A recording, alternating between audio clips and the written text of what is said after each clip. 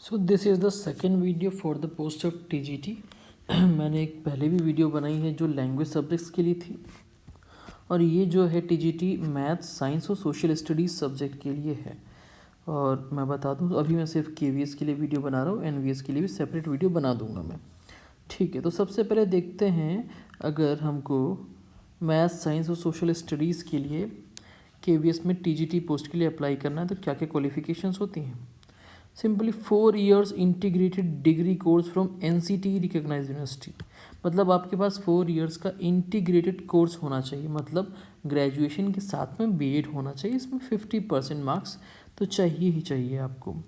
उसके बाद अगर ये नहीं है तब क्या, तो बैचलर डिग्री होनी चाहिए, साथ में आपके पास अलग से बीएड आपने किया हो।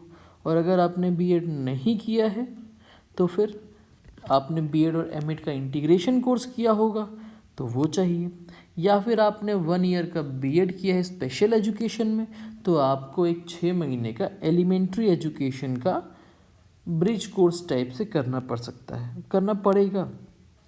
और ये तो क्वालिफिकेशंस हो गई कि आपकी ग्रेजुएशन और बीएड में क्या क्या चाहिए। उसके बाद है कि पेपर 2 भी आपका क्वालिफाइड होना चाहिए जो कि सीटेट का है। बाकी इंग्लिश और हिंदी लैंग्वेज में पढ़ाना ये तो बेसिक सी चीज़ है कि ये तो चाहिए ही चाहिए हमको।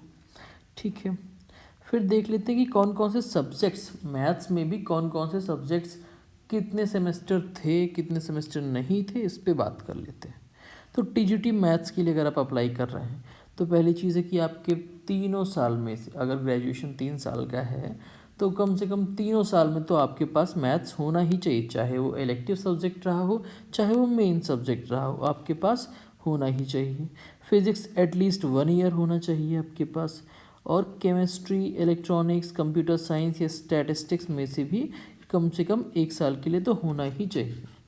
ठीक है, candidates with BSc honours in physics और केमिस्ट्री, अगर सिर्फ ऑनर्स कर रखा है आपने जिसमें मैथ्स है ही नहीं, फिजिक्स और केमिस्ट्री से किया तो आप एलिजिबल नहीं है टीजीटी मैथमेटिक्स के। अब आते हैं टीजीटी साइंस पे हम लोग। Candidate should have studied biology, life science, botany, zoology S honours main subject in at least 3 year।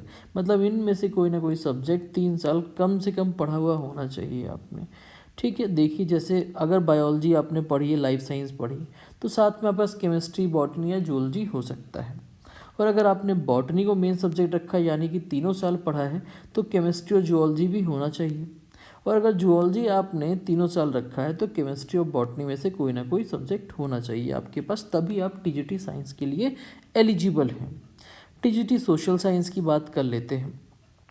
TGT social science में आपके पास candidate should have studied any 2 subjects out of history, मतलब history, geography, economics, political science, इन सभी में से कम 2 तो होने चाहिए कोई भी ग्रेजुएशन लेवल पे जो कि तीनों साल में रहे हो, और साथ में हिस्ट्री और ज्योग्राफी में से एक ज़रूर होना चाहिए।